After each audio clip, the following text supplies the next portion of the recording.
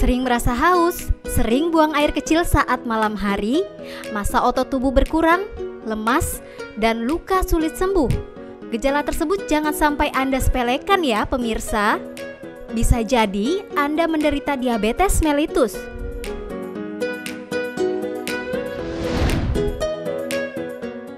Diabetes mellitus, salah satu dari 3 penyakit penyebab kematian tertinggi di Indonesia.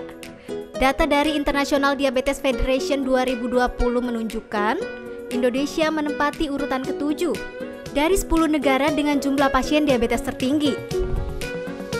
Penyakit metabolik yang sering juga disebut sebagai kencing manis ini ditandai oleh tingginya kadar gula atau glukosa dalam darah. Glukosa yang menumpuk di dalam darah akibat tidak diserap sel tubuh dengan baik dapat menimbulkan berbagai gangguan organ tubuh. Terdapat sekitar 18 juta orang terdiagnosa diabetes di tanah air pada 2020. Prevalensi kasus ini meningkat sekitar 6,2% dibanding tahun 2019.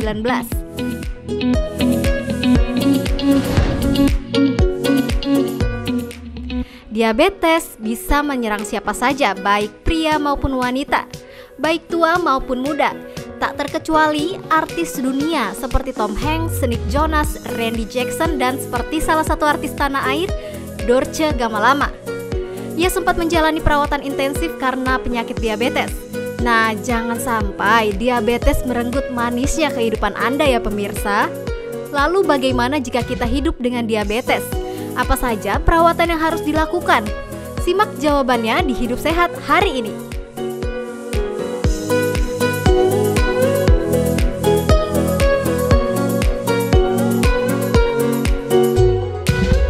Selamat pagi Indonesia, selamat datang di talkshow kesehatan nomor 1 di Indonesia, yaitu Hidup Sehat bersama saya Dr. Ekles. Tadi kita udah melihat tayangan mengenai makanan yang manis-manis, tapi kadang-kadang hasilnya tidak manis. Salah satu hasilnya adalah penyakit gula darah atau diabetes mellitus, dan banyak tokoh-tokoh dunia ataupun tokoh-tokoh di Indonesia yang mengalami hal seperti itu. Salah satunya adalah Bunda Dorce. Nah, untuk membahas soal itu di antara kita sudah ada expertnya nih. Dr.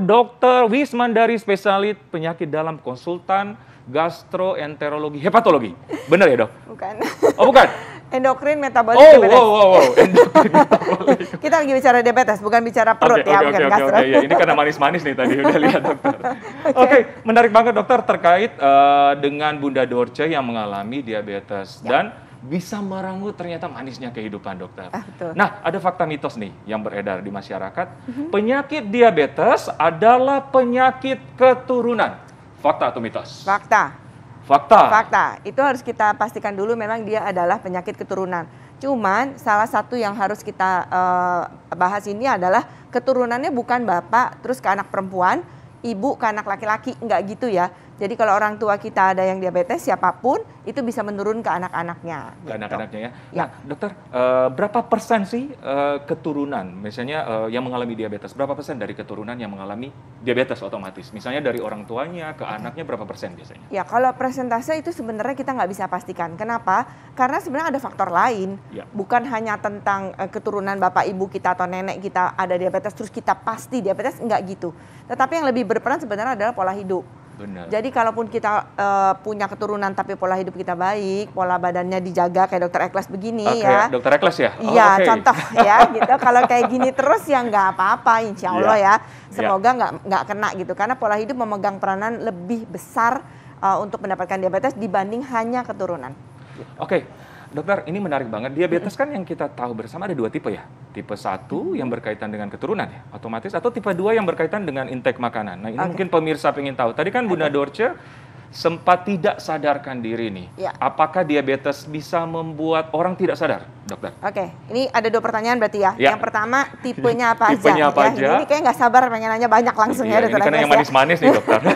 Oke, jadi kalau kita bicara tipe, sebenarnya tipenya ada 4, Dr. Ekles. Ya. Ada 4, tipe 1, tipe 2, tipe lain, kemudian tipe diabetes gestasional ya.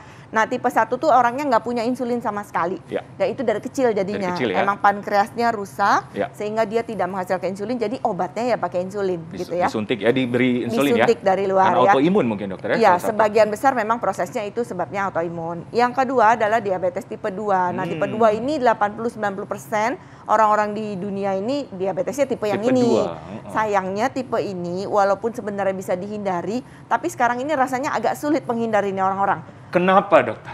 Itu pada WFH ya, duduk-duduk santai di rumah, makan tinggal pencet-pencet gitu kan. Ya, Kemudian makanan fast food sekarang makin banyak. Jadi memang pola hidup kita dibuat menjadi lebih mudah kena diabetes. Jadi kita harus kuat iman gitu ya. Kalau kita melihat hal-hal yang memang akan mengganggu kesehatan kita, kita jangan sampai ikutan pola itu gitu loh ya. Jadi kita harus tetap pola hidup sehat dan lain-lain sehingga kita bisa tercegah tipe 2. Tipe 2 kalau ini tipe 1 sekarang nggak bisa dicegah. Kalau tipe 2 sebenarnya bisa, tapi kok susah mencegahnya ya. Jadi karena lifestyle tadi dokter ya. Lifestyle tadi kita udah ditunjang oleh dari kanan kiri itu begitu banyak godaan-godaan yang membuat kita hidup tidak sehat gitu ya. Yang tipe gestasional tadi ya tipe lagi hamil. Kalau udah hamil selesai dia udah nggak diabetes lagi gitu ya. Tapi jangan keburu senang kalau udah sembuh dari diabetesnya pas udah lahir dia masih mungkin terkena diabetes tipe 2 di kemudian hari ya. Itu agak besar juga presentasenya untuk kena. Jadi harus waspada tentunya. Tentu ya. Terkait yang tidak sadar dokter. Ya, nah yang pertanyaan kedua ya. Tapi jangan dicampur dokter. Tahan dulu dokter. Pemirsa sesaat lagi tetap di Hidup Sehat. Oke pemirsa masih bersama kami di Hidup Sehat. Masih membahas soal penyakit diabetes yang manis-manis itu. Masih bersama Dokter Wismandari. Dokter, tadi ada yang belum terjawab dan jangan sampai diabetes itu merenggut manisnya hidup kita. Setuju dokter ya? Setuju banget. Tadi yang belum terjawab dokter. Apakah diabetes dapat menyebabkan orang sampai tidak sadarkan diri? Ya, jawabannya bisa. Ya, jawabannya bisa. Itu justru yang terjadi sama Bu Dorce ya. Dikabarkan, saya nggak tahu sih, nggak kenal ya sebenarnya. Cuma baca aja. Katanya sampai nggak sadar. Nah, kalau diabetes bikin nggak sadar tuh ada 2 macam. Bisa karena gulanya rendah banget, bisa karena tinggi sekali. Ya, kita nggak tahu pada Bu Dorce yang mana, tetapi kalau misalnya karena tinggi sekali, ya kita bisa tangani sebenarnya. Tapi memang itu bisa keduanya bisa menyebabkan kematian, maaf ya. Jadi bisa nih dalam kondisi berat. Jadi kalau ditanganinya cepat, sebenarnya sih nggak apa-apa gitu ya. Walaupun itu sangat mengancam nyawa ya gitu. Tapi makanya kalau udah nggak sadar, nggak usah dicoba-cobain dijejelin makanan segala macam deh. Udah langsung bawa aja ke rumah sakit. Gitu. Ada yang ditusuk-tusuk jari, gimana dokter kalau nggak sadar? Mungkin masyarakat pengen tahu kadang-kadang bisa langsung sadar tuh orangnya. Itu kayaknya stroke ya. Kayaknya kalau orang stroke tuh katanya suka ditusuk-tusuk, tapi itu juga ternyata mitos ya. Baik orang stroke itu mitos, apalagi buat saya nggak ada hubungannya. Tusuk jarum buat ngecek darah boleh lah ya. Jadi kalau misalnya nggak sadar, cepat ngecek gulanya boleh. Kalau ngecek kan nggak bikin orang tersedak ya. Kalau makan bikin orang tersedak. Jadi kalau misalnya nggak sadar, cek cepat-cepat gula darah kalau punya alatnya. Kalau rendah, ya berarti tata laksananya beda. Nyampe di rumah sakit, dok tadi saya cek gulanya 28. Dokternya bisa cepat bertindak. Langsung cepat bertindak. Tapi dok tadi di rumah gulanya 400, nah itu beda lagi. Beda lagi gitu. Kasusnya. Betul, tapi dua-duanya bisa nggak sadar. Oke dokter, menarik banget. Ada fakta mitos selanjutnya nih dokter. Jika diabetes diabaikan, dapat alami luka di tubuh yang tidak kunjung sembuh. Fakta atau mitos? Fakta. Ya, fakta. Jadi kalau misalnya gulanya nggak terkontrol dengan baik, dia akan mudah menimbulkan luka yang susah sembuh. Sebenarnya lukanya sih bukan karena dia gulanya tinggi terus jadi timbul luka, sebenarnya nggak gitu juga. Cuman misalnya kesandung gitu ya, kesandung ada luka, nah itu jadi susah sembuh gitu loh. Kenapa tuh dok? Karena gini, kan komplikasi pada diabetes itu adalah di pembuluh darah. Nah kualitas pembuluh darahnya jadi nggak bagus. Sirkulasi alirannya betul, aliran ke tempat mana-mana nggak bagus. Kalau lukanya di ujung bawah sana, apalagi di paling dari jantung ke situ kan jauh banget ya kan, yang ngedarin jantung harusnya ya. Nah kalau ngedarinnya dari jantung ke situ nggak sampai, ya lukanya nggak sembuh-sembuh. Supaya sembuh kan darahnya ke situ harus bagus ya, Dokter Ekles ya. Gitu. Setuju dokter. Oke, ada fakta mitos selanjutnya lagi dokter. Puasa dapat membantu seseorang atasi gula darah yang meningkat. Fakta atau mitos? Fakta. Tapi tergantung puasanya sebenarnya ya. Kalau habis puasa terus buka puasanya agak liar bukanya, ya sama aja bohong gitu ya. Jadi liar langsung makan malah ya. Langsung segala dimakan ya, itu juga gagal berarti gitu ya. Tapi dengan kita berpuasa secara rutin itu mengontrol nafsu makan kita. Perut kita jadi terbiasa untuk tidak dijejelin banyak makanan di sepanjang hari. dan itu akan bagus mengontrol kita secara mindset, tetapi juga secara perutnya dan itu akan lebih bisa mengontrol gula darah dengan baik. Tapi ingat ya, kalau puasa pakai obat diabetes, pakai insulin ataupun obat tablet, itu harus di-adjust dulu, harus disesuaikan obatnya. Kan berarti dia nggak makan dari jam 4 pagi sampai jam 6 sore. Nah, obatnya tuh harus diturunkan dosisnya, seperti itulah ya. Harus disesuaikan. Ya, memang harus dalam keadaan terkontrol. Harus terkontrol, betul. Berkonsultasi dengan tenaga medis, dokter tentunya. Betul. Oke dokter, fakta mitos selanjutnya nih dokter.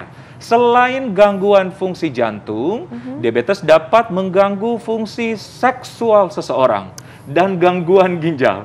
Fakta atau mitos? Fakta.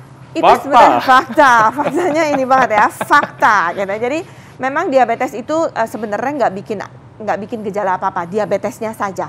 Tetapi komplikasinya yang bikin gejala, Dok. Komplikasinya ini bisa ke semua organ, kemana aja. Tadi jantung iya, ginjal iya, mata iya, kulit ya, areanya Dr. Ekles nih, kulit itu juga gitu ya. Terus kaki ya, ke saraf itu semua kena. Salah satunya kalau tadi kita ngomong disfungsi ereksi ya. Itu bisa karena gangguan di pembuluh darahnya, alirannya nggak bagus, tetapi juga sarafnya juga terganggu.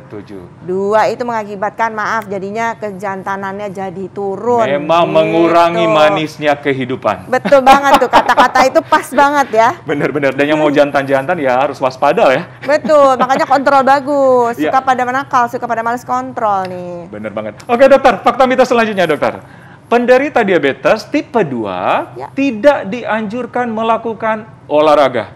Itu fakta atau mitos? Itu ngaco banget, itu mitos banget, itu ngaco banget ya.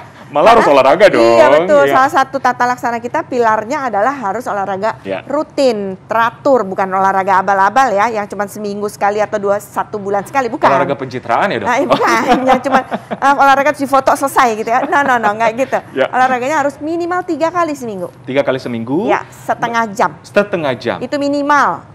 Berarti 1,5 jam lah ya per minggu ya? Kira-kira itu minimal ya gitu, tapi kalau bisa lebih bagus lagi 150 menit per minggu.